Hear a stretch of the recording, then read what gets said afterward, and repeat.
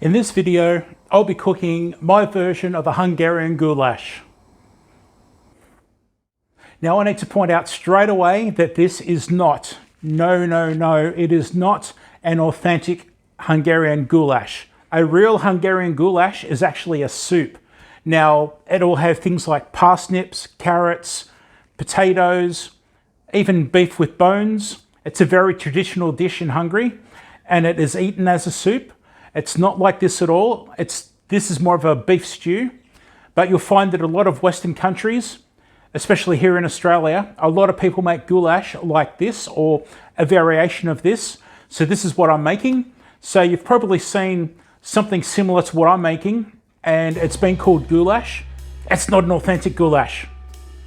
So in today's recipe, we've got our beef, we've got beef stock, tomatoes from a can, capsicums or red peppers, onions, carrots, tomato paste, garlic, sweet smoked paprika, salt, pepper, vegetable oil, flour, and ground caraway seeds.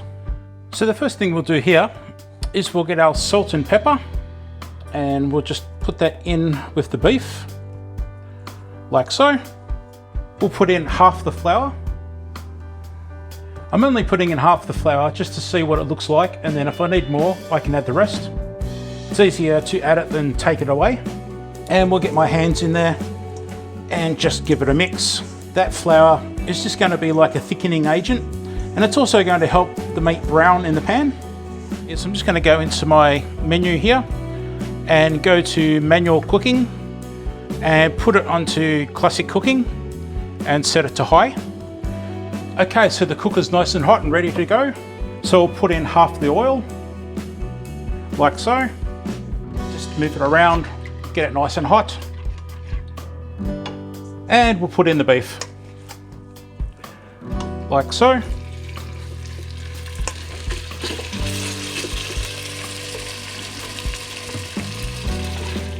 Give that a nice stir. Start the browning process.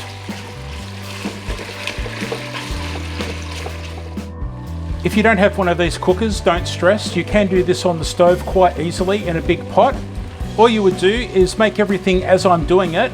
Then when I close the lid and get it cooking, you would just put a lid on your pot and cook it on the stove for maybe a good 45 minutes or so, up to an hour, just constantly stirring and making sure it doesn't catch on the bottom.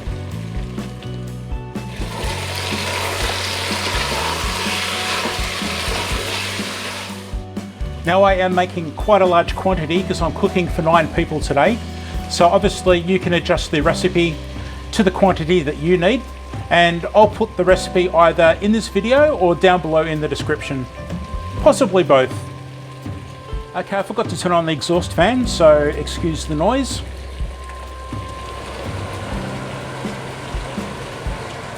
So I've got the onions in here now, and I'm just going to sweat them down a little bit and cook them in all that flavour from the beef.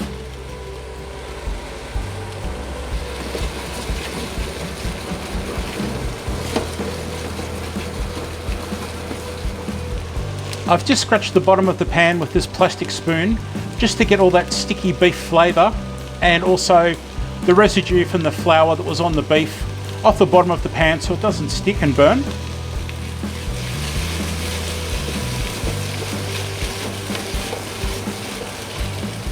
Okay, I'm happy with that, so I'll get these onions out.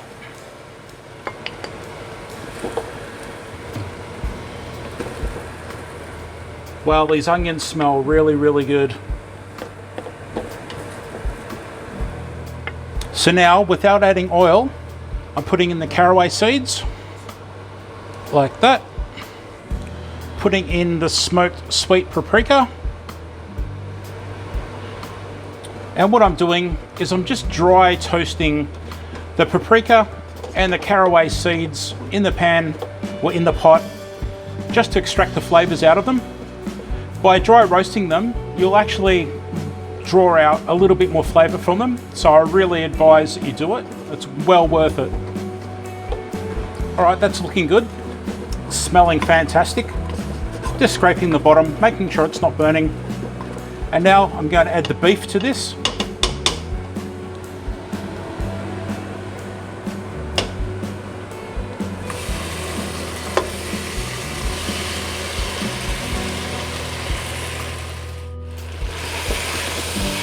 You might have just seen that there was a bit of moisture on the plate, and that's fine. That's just the moisture that was coming out of the beef because I've got so much of it sitting on the plate. We'll put that in a minute because it's all flavour. So now I'm just mixing the beef around with those beautiful spices just to get the flavours toasting on the beef. Smells awesome. Looks good, smells good. Just going to put these onions in, get them in there,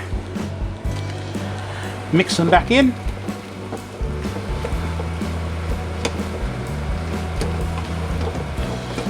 You can probably see that deep red colour, how the oil on the onion and the beef has changed colour thanks to that paprika. Now it's time for the garlic and the tomato paste.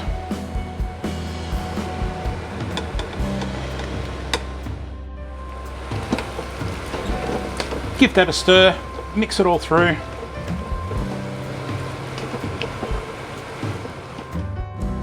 That tomato paste is going to add to the red colour again.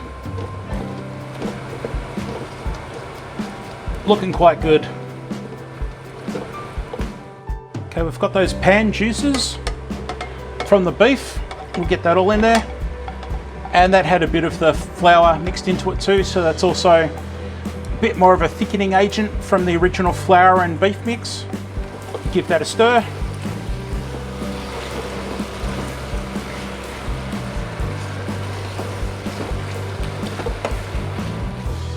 Now you can do this on a big pot or saucepan on the stove, not a problem at all.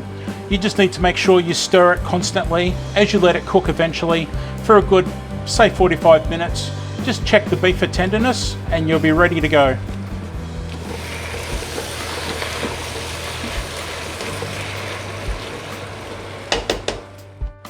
Alright, so we'll add the tomatoes,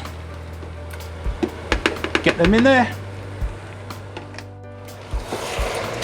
Give that a stir.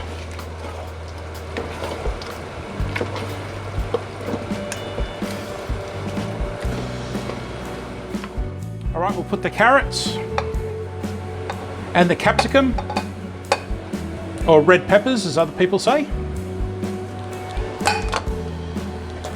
Give them a stir.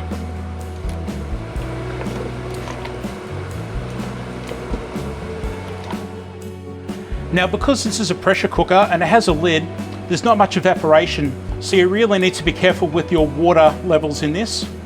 To be honest, this is probably looking fine for water levels, but I know the people in this house are going to want a little bit of a gravy or a sauce, so I'm going to add some beef stock just to build up the sauce level.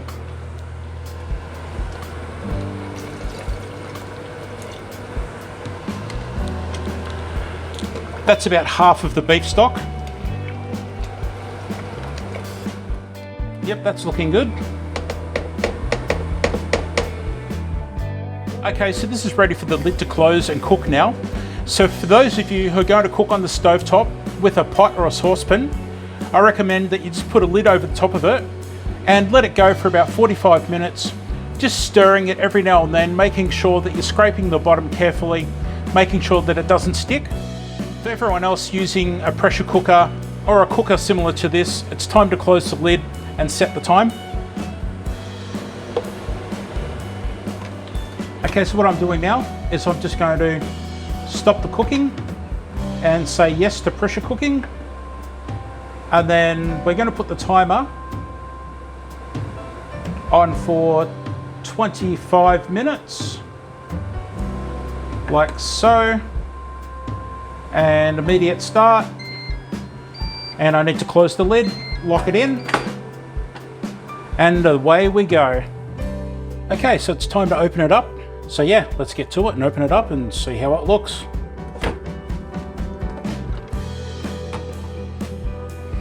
Oh wow, that smell, wow. You can smell that caraway seed, the sweet red capsicums or red peppers. You can smell that paprika, the sweet smoked paprika. Oh, it's fantastic. Oh, that looks so good. Oh, it smells amazing. Okay, so I've got a bowl here of curly fettuccine.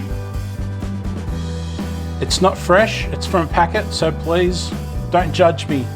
Okay, let's get some of this beef and red pepper and carrot and onion.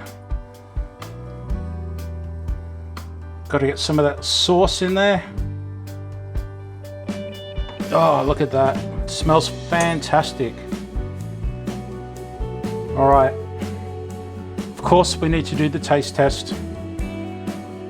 Let's grab some of the beef. Oh wow, that beef just falls apart. Let's get some of the carrot and onion and some of that pasta. Bit more beef on the end there. Wow, that is so good. So what is my verdict? Well, of course, it's going to be a Daz approves.